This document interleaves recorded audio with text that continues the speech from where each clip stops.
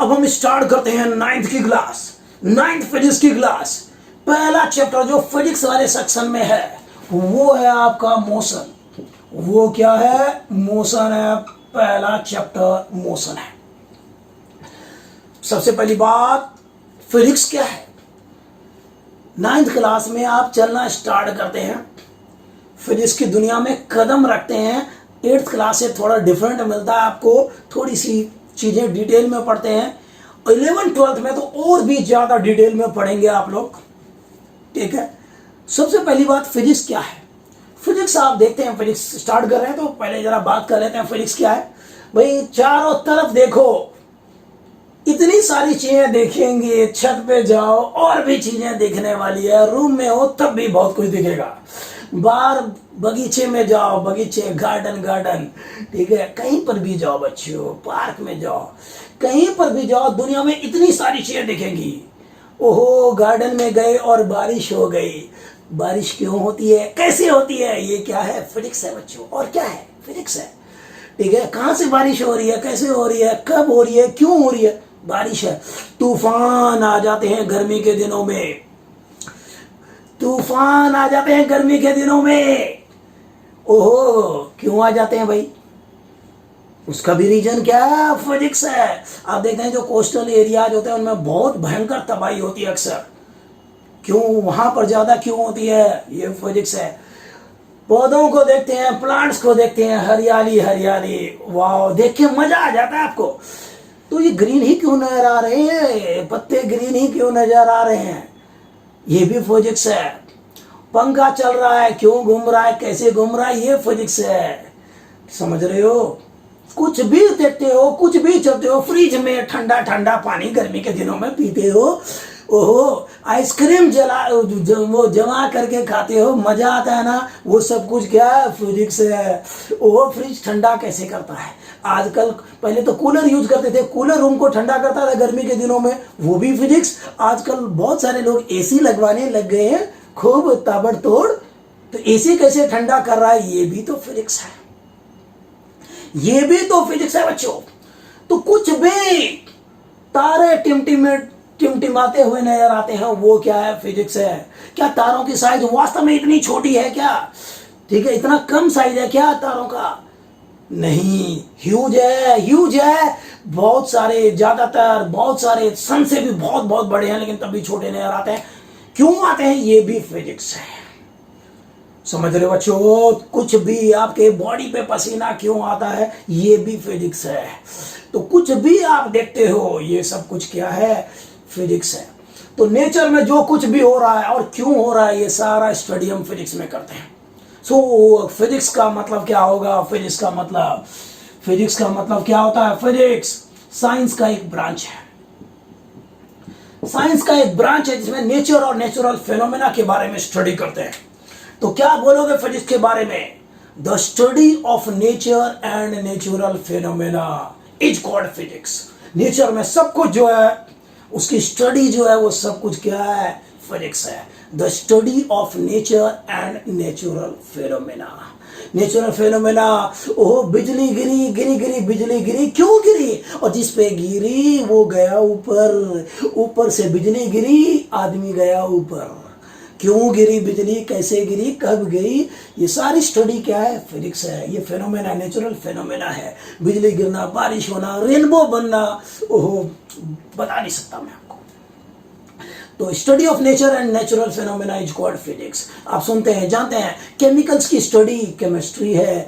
Life से related, चाहे animal की हो चाहे प्लांट की हो, वो बायोलॉजी होता है। उसके अलावा दुनिया में सब कुछ जो है वो फिजिक्स है। इवन की केमिस्ट्री में भी, इवन की बायोलॉजी में भी फिजिक्स का बहुत बड़ा रोल है बच्चों, बहुत बड़ा रोल है। अच्छा, बहुत बड़ा रोल है, बहुत बड़ा। तो अब चलिए, फिजिक्स में बहुत सारे ब्रांचेज है। एक ब्रांच है जिसको बोलते हैं मैकेनिक्स। मैकेनिक्स ब्रांच है जिसमें मोशन, न्यूटन से लॉज ऑफ मोशन आगे और बहुत सारी चीज इस तरफ पढ़ेंगे। एक ब्रांच आता है थर्मोडायनेमिक्स का, एक ब्रांच आता है वेव्स एंड ऑसिलेशन का, एक ब्रांच आता है ऑप्टिक्स का, लेंस, मिरर वगैरह वगैरह के बारे में पढ़ते हैं, ठीक है। ओके, तो बहुत सारे ब्रांचेज हैं फिजिक्स के, उनमें से एक ब्रांच, जो पहले ब्रांच की तरफ हम कदम बढ़ाने वाले हैं, वो है मैकेनिक्स। समझ रहे बच्चों? तो ये मोशन चैप्टर आपका मैकेनिक्स का ही एक छोटा सा मॉड्यूल है। 9th क्लास में आप छोटे छोटे मासूम बच्चे हो, तो इसको स्टार्ट करते हैं। पहला कदम, बेबी स्टेप अब शुरू करते हैं। ठीक है बच्चों, करें? तो मैकेनिक्स में मोशन आता है। मोशन की पहली बात, ओहो मोशन, एक वर्ड इससे रिलेटेड इसका भाई है रेस्ट। अब किसको बोलेंगे रेस्ट और किसको बोलेंगे मोशन? किसको रेस्ट, किसको मोशन? रेस्ट पे देखो क्या है कि एक दीवार है, ये दीवार अंबुजा सीमेंट से बनी हुई दीवार। चलो इस फोटो को दिखा देते हैं। यहाँ पर ये फर्श है, ओ वाओ, टाइल्स लगा रखी है व्हाइट कलर की, क्रीम कलर की। इस टाइल के ऊपर एक बॉक्स रखा हुआ है, हैप्पी बर्थडे वाला, गिफ्ट में जो मिला था आपको, वही वाला बॉक्स यहाँ रखा हुआ है। ये दीवार है, वाओ दीवार है। इस दीवार से मान लो किसी डिस्टेंस पे, आप मेजर करके तो नहीं लिखोगे, लेकिन चलो मैंने मान लिया कि भाई तकरीबन ये 10 मीटर के डिस्टेंस पे, 10 मीटर के डिस्टेंस पे ये बॉक्स यहाँ पर रखे हुई है। ओके, आपने रख दिया, स्कूल चले गए, स्कूल से आए, भाई किसी ने छेड़ा नहीं है, और मैं मानता हूं कि भाई घर में कोई एनिमल भी नहीं है, ना डॉग है, ना कोई और है, ना कोई और है, ना आंधी आ रही है, ना तूफान आ रहा है, कोई भी ऐसा कोई इंसान इसके ऊपर फोर्स लगाने वाला नहीं है।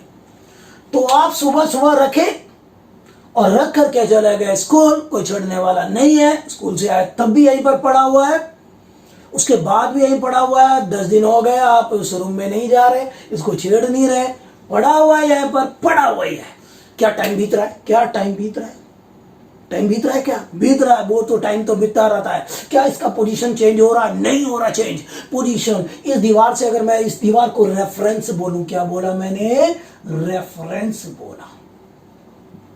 इस दीवार को मैंने बोला रेफरेंस। इस रेफरेंस से अगर ये 10 मीटर के डिस्टेंस पे बॉक्स है तो है, टाइम बीते जा रहा है लेकिन इसका पोजीशन चेंज नहीं हो रहा, इस रेफरेंस से डिस्टेंस चेंज नहीं हो रहा। हम बोलेंगे ये बॉक्स क्या है? रेस्ट पर है। ये बॉक्स क्या है? रेस्ट पर है, इसका पोजीशन चेंज नहीं हो रहा। तो लिख दो, इतिहास के पन्नों पर, भाई कॉपी और पेन लेकर रेडी रहा करो। इतिहास के पन्नों पर ये पहली चीज लिखो रेस्ट के बारे में, REST अंडरलाइन टक टक लिखो, टक टक। A body is said to be at rest. A body is said to be at rest if its position,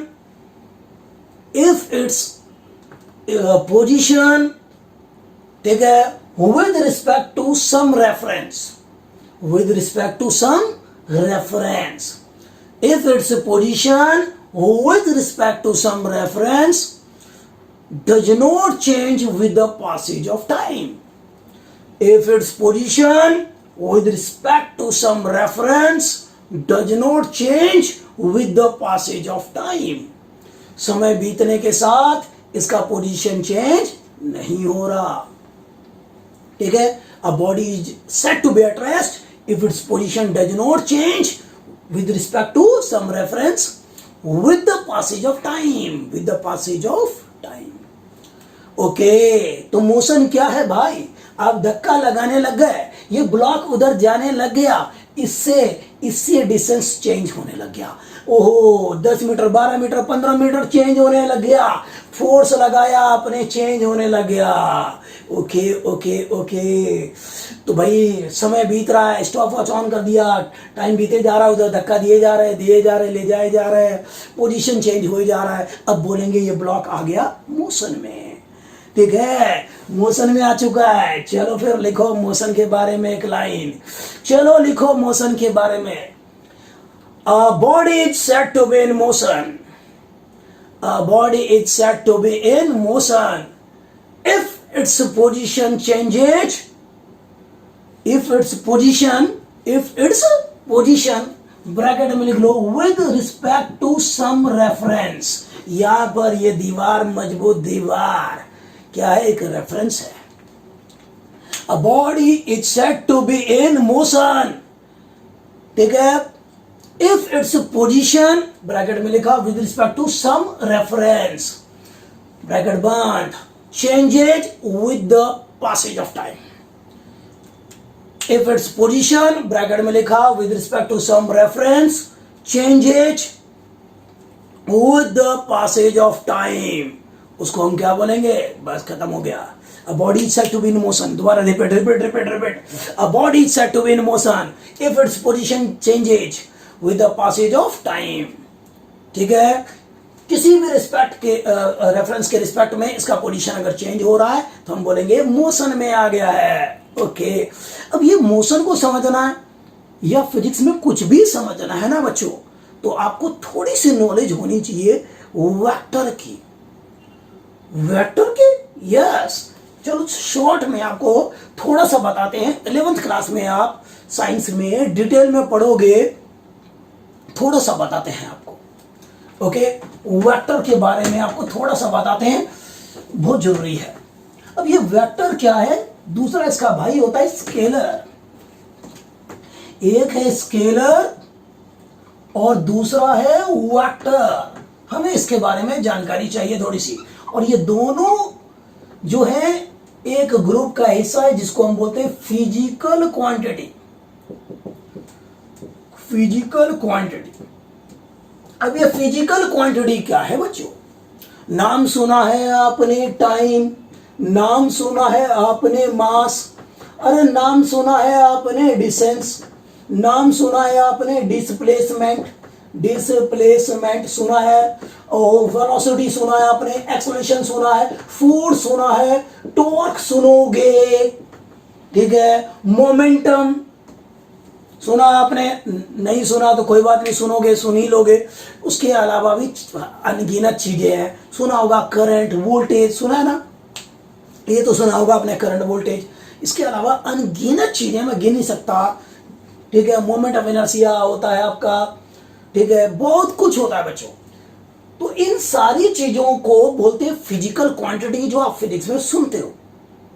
ठीक है, लेकिन सभी को हम फिजिकल क्वांटिटी नहीं बोलते, इन सबको तो बोलते हैं. तो किसको बोलेंगे फिजिकल क्वांटिटी, किसको नहीं बोलेंगे, जरा बात कर लेते हैं. तो देखो भाई, किसी को फिजिकल क्वांटिटी तब बोलेंगे, इन सबको बोलते हैं, किसको बोलेंगे? जिसको आप मेजर कर सकते हैं, जिसको जो मेजरेबल है.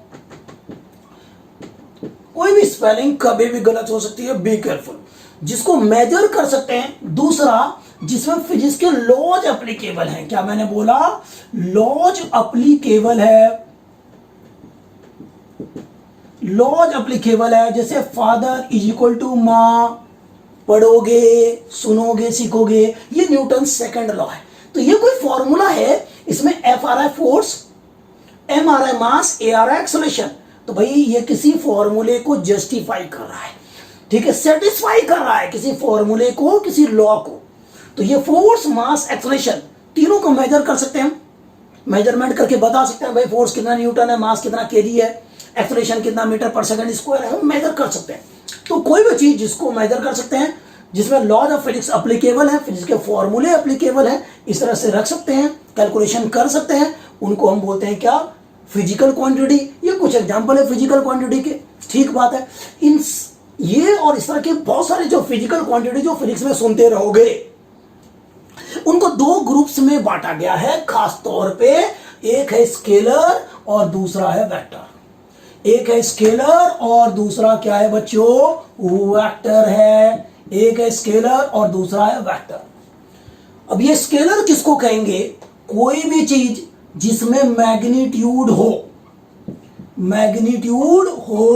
डायरेक्शन ना हो, उसको हम क्या बोलेंगे? स्केलर बोलेंगे. अच्छा जी. वेक्टर क्या होगा? कोई भी चीज जिसमें कि मैग्नीट्यूड हो, डायरेक्शन भी हो, उसको हम क्या बोलेंगे? वेक्टर बोलेंगे. इंट्रोडक्शन है आज आपका स्केलर वेक्टर से थोड़ा सा. ओहो, पहले जरा बात करते हैं डायरेक्शन और मैग्नीट्यूड का मतलब क्या हुआ. आप घर से स्टार्ट करके स्कूल की तरफ जा रहे, तो ये क्या हो गया, एक डायरेक्शन हो गया, पार्टिकुलर डायरेक्शन हो गया उधर, ठीक है ना। बिल्कुल आप यहां से बिल्कुल ऊपर की तरफ जा रहे हैं, बहुत ऊपर, नहीं नहीं अभी नहीं जाना ऊपर, अभी नहीं जाना भगवान, नहीं जाना अभी, ऊपर की तरफ जा रहा है कोई, ऊपर की तरफ क्या हो गया, एक डायरेक्शन, नीचे पाताल लोक की तरफ जा रहा है, धरती के अंदर जाना चाहता है, तो वो भी क्या है, एक डायरेक्शन है। बोर्ड के साथ साथ जा रहा है, ये एक डायरेक्शन है, लेकिन किधर बोर्ड के साथ, इधर इधर इधर, किधर भाई, मान लो कि ये पॉइंट है कोई बी है, और ये चलो उससे पहले वाला ए बना दिया, ए से बी की तरफ जा रहा है, तो ये एक पार्टिकुलर डायरेक्शन हो गया। तो डायरेक्शन से पता चल गया कि भाई किधर है, एग्जैक्टली किधर है, एक्ट किधर हो रहा है। दूसरा है मैग्नीट्यूड, आप जा तो रहे हैं, किस स्पीड से जा रहे हो, क्या आप 10 किलोमीटर पर आवर की स्पीड से जा रहे हो बाइक पे, या 100 किलोमीटर पर आवर की स्पीड से जा रहे हो। बिल्कुल, पहले तो आप छोटे हो, 9th में चिन्नू मुन्नू, बाइक मत चलाना, ठीक है। दूसरा, थोड़े बड़े हो जाओ, ठीक है, जब लाइसेंस बन जाए तब चलाना। तो ये तो चल जाएगा स्पीड, 40 भी चल जाएगा, 40 किलोमीटर पर आवर तो बहुत बढ़िया है, very good very good very good है, ठीक है। 100 किलोमीटर पर आवर चलाते समय ध्यान रखना भाई, बी केयरफुल, सावधानी के साथ। आप चाहो कि बाइक को 150 किलोमीटर पर आवर की स्पीड से उड़ाओ, बिल्कुल मत करना, ये मत करना, बिल्कुल मत करना। तो आपको समझ में आ रहा है, ये 10 किलोमीटर पर आवर है, बड़ी कम स्पीड बता दी है आपने। 150 किलोमीटर पर आवर बहुत ज्यादा स्पीड बढ़ा दी, हवा में उड़ा रहे हो।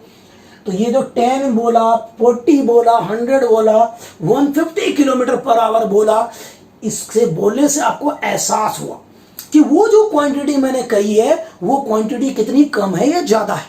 क्यों एहसास हुआ ना, तो ये क्या है, मैग्नीट्यूड है, ये डिस्टेंस का मैग्नीट्यूड है कि 10, 40, 100, 150, ये क्या है, मैग्नीट्यूड है। तो मैग्नीट्यूड से आपको एहसास होता है, आपको पता चलता है कि वो कोई भी क्वांटिटी कितनी कम है या कितनी ज्यादा है।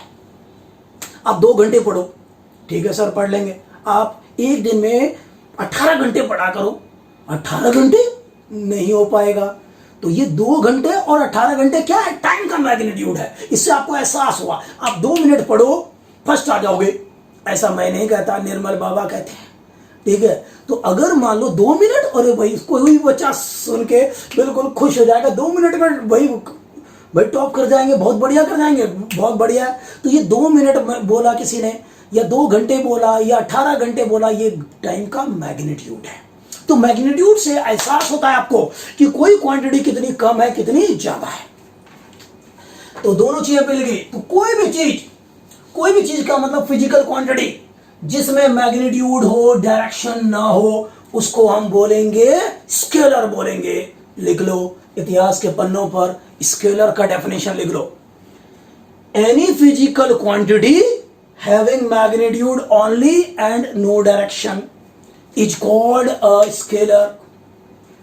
Any physical quantity, क्या लिखा, any physical quantity having magnitude only and no direction is called a scalar. ठीक है, कॉपी पेन लेके बैठना है ऑलवेज। अच्छा भाई एग्जाम्पल बताओ स्केलर के। नंबर 1 टाइम, जो आज इंसान के पास नहीं होता। मास, सभी के पास होता है मास, दुनिया में कोई चीज नहीं है लाइट को छोड़ के जिसमें मास ना हो, ठीक है। डिस्टेंस हो गया, ठीक है। स्पीड हो गया, वर्क, एनर्जी, ममता बनर्जी, नहीं ममता बनर्जी तो फिजिकल क्वांटिटी भी नहीं है, उसको मेजर नहीं कर सकते, ठीक है। कोई फॉर्मूले में ममता बनर्जी फिट नहीं होती है, तो वो स्केलर नहीं है, वो फिजिकल क्वांटिटी ही नहीं है। तो भाई ये कुछ एग्जांपल लिख दिया मैंने। टाइम, मास, डिस्टेंस, स्पीड, वर्क, एनर्जी, ये सारे क्या है, स्केलर है, ठीक है। इनमें मैग्नीट्यूड होता है, डायरेक्शन नहीं होता। वेक्टर की बात करते हैं, लिखो भाई पहली बात तो डेफिनेशन लिख लो।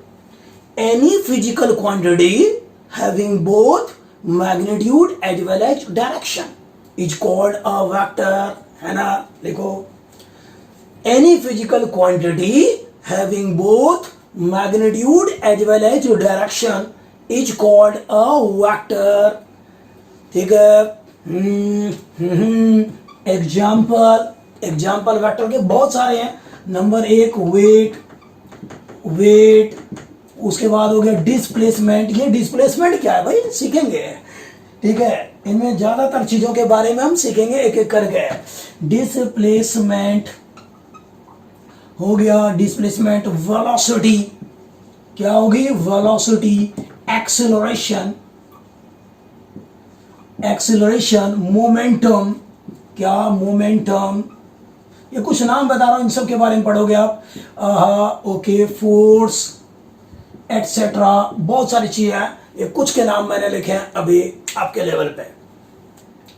तो भाई इनमें मैग्नीट्यूड भी होगा, डायरेक्शन भी होगा, सही बात है। अब जरा शॉर्ट में आपको बता दूं वेक्टर को दिखाते कैसे हैं। जिंदगी भर आप जो पढ़ाई की है आपने अभी तक, वो स्केलर के बारे में पढ़ा है। Speed equal to distance upon में टाइम पढ़ा था ना। स्पीड भी स्केलर, कहा गया भाई स्पीड, डिस्टेंस भी स्केलर, टाइम भी स्केलर। अब जरा वेक्टर का भी तड़का लगने वाला है, फोर्स आएगा, ये सारी चीजें अब आने वाली है। तो थोड़ा सा वेक्टर तो पता होना चाहिए आपको, कम से कम, है ना। बेस बनाना ना। अच्छा चलो फिर, तो वेक्टर को रिप्रेजेंट कैसे करेंगे। अब इसकी बात नहीं करेंगे, इसकी बात नहीं करेंगे, नहीं करेंगे। चलिए तो प्यारे बच्चों, इसी की बात कर लेते हैं। ये ए पॉइंट है, बी पॉइंट है, ये ए पॉइंट है और ये बी पॉइंट है, और इनके बीच में ये रहा कोई गैप। मान लो 500 मीटर है। इस फोटो को देख करके आपको एहसास हुआ कि मान लो कोई एक इंसान जा रहा है कहीं पर, ए से बी या बी से ए जा रहा है। तो इस फिगर को देख करके आपको पता चल गया कि वो ए से बी जा रहा है या बी से ए जा रहा है। आपको पता चल गया क्या, बताओ, चला पता? नहीं चला। ओके, फिर क्या करोगे, नहीं चला तो एक एरो लगा दिया मैंने। पहले एरो लगाने से पहले वापस A B is equal to 500 meter बचपन से लिखते आ रहे हैं आप ऐसा। अब अगर मैंने एरो लगा दिया, अब भाई साहब पता चल रहा है बच्चा छोटा बच्चा भी बोलेगा ए टू बी, ए से बी है एरो की तरफ, एरो डायरेक्शन। अच्छा, इसका लेंथ है 500 मीटर, तो यहां पर अब डायरेक्शन भी आ गया ए टू बी और ये भी आ गया। तो लिखने का तरीका होता है वेक्टर को कैसे ए बी वेक्टर को कैसे लिखेंगे हम लोग, ए बी ऐसे और एक एरो लगा देंगे। एरो ऊपर में कुछ भी ऐसे एरो लगा देंगे, उससे पता चलता है कि वो एक वेक्टर है। एरो लगाने से पता चलता है क्या, एक वेक्टर है, बिल्कुल। तो इससे क्या पता चलता है, वेक्टर है। दूसरी बात क्या पता चलती है कि भाई इसका डायरेक्शन फोटो को देखेंगे तो ए टू बी साफ दिख रहा है, ये होता है इनिशियल और ये होता है आपका फाइनल। तो यहां पर इनिशियल ये रहा ए और बी हो गया आपका फाइनल। तो डायरेक्शन क्या होगा, initial to final, A to B. Direction क्या होगा, ए टू बी होगा या नहीं होगा, बिल्कुल होगा। ए टू बी उसका डायरेक्शन होगा बच्चों। अच्छा जी, दूसरी बात, ये वेक्टर पता चल गया। इसका मैग्नीट्यूड को कैसे दिखाओगे ये बताओ। ओहो, क्या ये वेक्टर था ए बी, ऐसे एरो लगाया था आपने, ठीक है। चलो यहां पर मैग्नीट्यूड की बात करते हैं। ए बी ऐसे लिखा आपने, ऐसे वेक्टर है। दो लाइन ऐसे ड्रॉ कर दो वर्टिकल, मोड जैसे होता है, मोड वही वाला। तो ये बताता है किसको, मैग्नीट्यूड को बताता है। इसको सिंपली अगर आप ए बी से लिखेंगे वो भी मैग्नीट्यूड ही बता रहा है। अगर आपको पता है ये 500 मीटर है तो 500 मीटर लिख दो, ये भी मैग्नीट्यूड बता रहा है। तो ये तीन तरीके से आप ऐसे मैग्नीट्यूड को दिखा सकते हैं। पता चल गया। तो ये जैसे लिखा, ये एरो से पता चल रहा है ये वेक्टर है। अच्छा जी, डायरेक्शन क्या है, ए टू बी है, first letter to second letter, अगर 2 लेटर में लिखा है तो, ठीक है। डायरेक्शन पता चल गया, A to B, initial to final, और मैग्नीट्यूड को आप ऐसे दिखा सकते हैं कि भाई वेक्टर का मैग्नीट्यूड है, मोड जैसी दो लाइन वर्टिकल लाइन ड्रॉ कर दो। सिंपली ए भी लिखा, जो बचपन से लिखते आ रहे हैं वो भी मैग्नीट्यूड ही था। 500 मीटर लिखे हैं वो भी मैग्नीट्यूड ही है। समझ में आ रहा है, मजा आ रहा है, कोई दिक्कत तो नहीं है, बता दो है तो। प्यारे बच्चों चलते हैं आगे, कहानी को आगे बढ़ाते हैं। वेक्टर का आइडिया लग चुका है, अब हम आगे लॉन्च करने के लिए, खुद को लॉन्च करने के लिए तैयार हैं। चलो फिर चलते हैं आगे। तो आगे चलते हैं, सबसे पहले बात करते हैं डिस्टेंस की, फिर डिस्प्लेसमेंट की, स्पीड की, वेलोसिटी की, average speed, average velocity, acceleration, ओहो वाह वाह, इनमें रिलेशन, न्यूमेरिकल्स एंड एवरीथिंग। चलते हैं, स्टार्ट करते हैं डिस्टेंस।